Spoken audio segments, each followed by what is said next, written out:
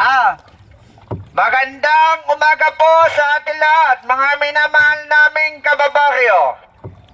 Ngayon po ay ginaganap ang International Coastal Cleanup sa buong mundo.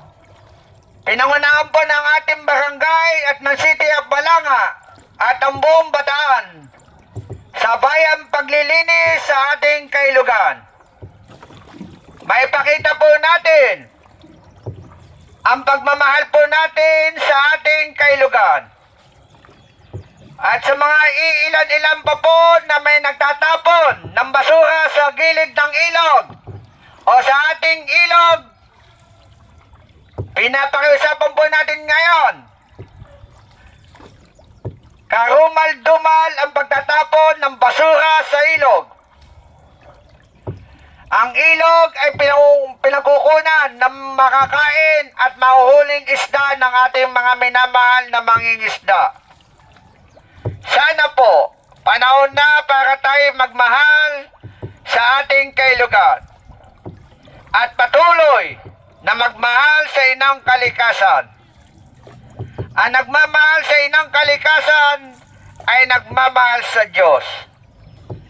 Ayan po, yung mga namimit-mit, may nahuhuling mga isda. Pakita natin konselbero. Ayan sila, kuya. Oh, magagandang isda nahuhuli dito sa kailugan po natin. Yung ating mga mangingisda na umaasa sa biyaya ng Diyos. Tayo patuloy at patuloy na mananawagan at magpapaalala sa ating mga minamahal na constituents dito sa City of Balanga at sa Barangay Lote Puerto Ribas na ang pagtatapon ng basura ay karumal-dumal, lalo na po sa atin sa kailugan.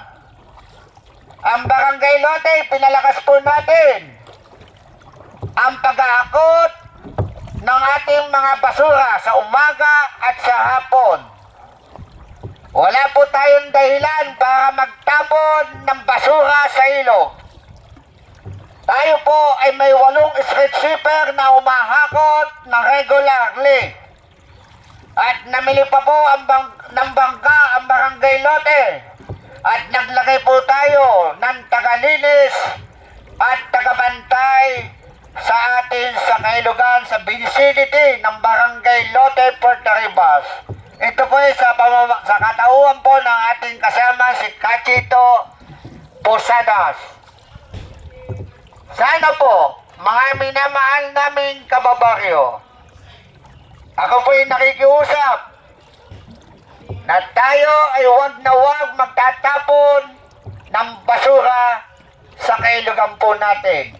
Ang Barangay Lote ay tinanggal sa Region 3 2 consecutive years, 2021 and 2022.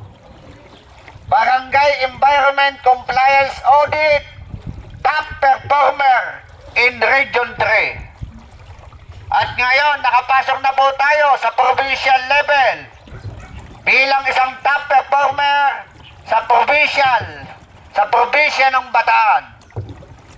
At susungkitin po natin ang Hall of Fame sa Barangay Environment Compliance Audit ngayon sa Region 3 para maging Hall of Fame po ang Barangay Lote. Nabako tayo.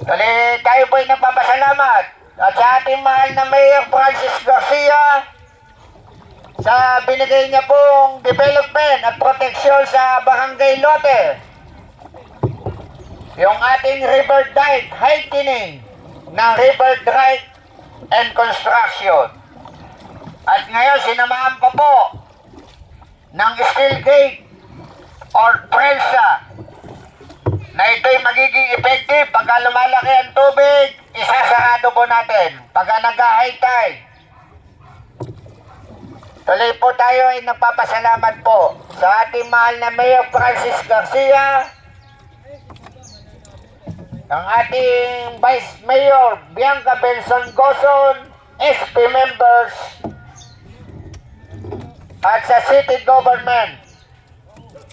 At tayo yung ating diet ay kompleto na po.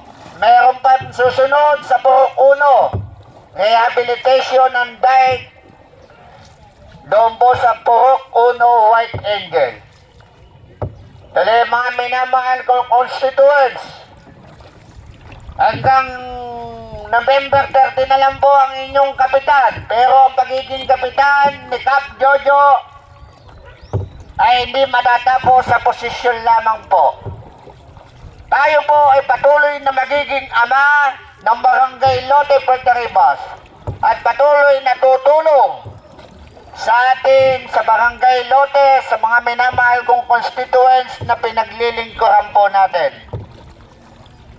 Patuloy na magpapaalala at magmamahal po sa mga constituents po natin, lalong-lalo na dito sa gilid po ng ating kailugan. Tayo po ang unang-unang magmamalasakit dito sa atin sa kailugan kasi po kayo po ang nakakalanghap ng sariwang hangin at napakalamig ng simay ng hangin sa atin sa kailugan po.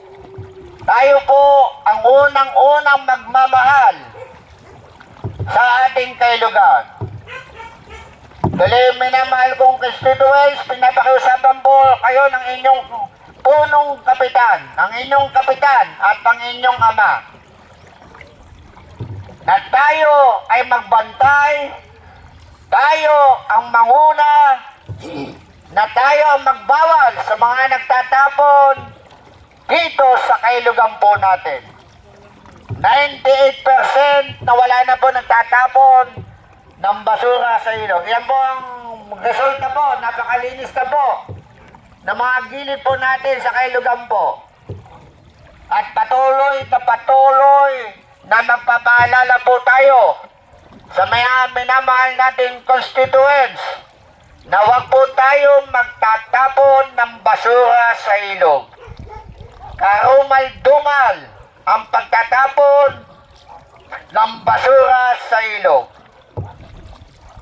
Kung may problema po tayo sa mga naghahakot ng basura po natin, sa street sweeper po natin, i-text nyo po sa akin, actionan po natin. Napakasisipag po ng mga street sweeper po natin para tayo ay hindi mahakutan ng basura sa ilog. Tayo po ay magmalasakit sa ating inang kaligtasan.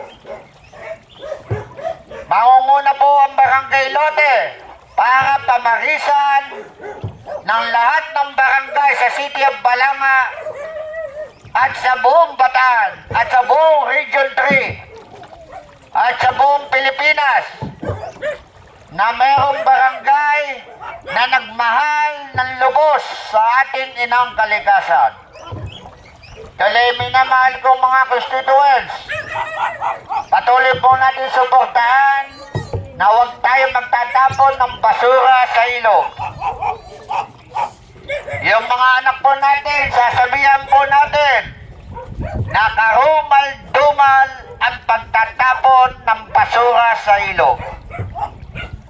98% na wala na po nagtatapon ng basura dito sa kailugan po natin. Dahil mga minamahal kong constituents, hindi ako mapapagod na pakiusapan at palalahanan po tayo. Meron na pong city, provincial at barangay ordinance na pag nahuli po kayo nagtatapon ng basura sa ilog, kayo po ay magmumulta ng 1,000 at makukulong pa po kayo. Tuloy, minamahal kong constituents, pinapalalahanan po kayo. Huwag po tayo magtatapon ng basura sa ilog. Tuloy, mga minamahal ko, sana tumugong po tayo sa panawagan ng inyong kapitan na yung pagtatapon ng basura ay karumal-dumal po yan. Nagkakasala po tayo sa batas, nagkakasala po tayo sa Diyos. Kasi ang ilog ay pinagkukunan ng mga isda ng ating mga minamahal na mangingisda. Kung ito'y magiging kontaminado, yung makakain po nating isda ay hindi magiging maganda para sa atin sa kalusugan. Tuloy po pinapakiusapan po tayo na huwag po tayong magtatapon ng basura sa ilog. Tuloy mga minamahal kong constituents, tayo po'y lubos-lubos po nagpapasalamat sa inyong pagtugon na hindi magtatapon ng basura sa ilog. Ang Barangay Lote tinangal na po sa Region 3, 2021 and 2022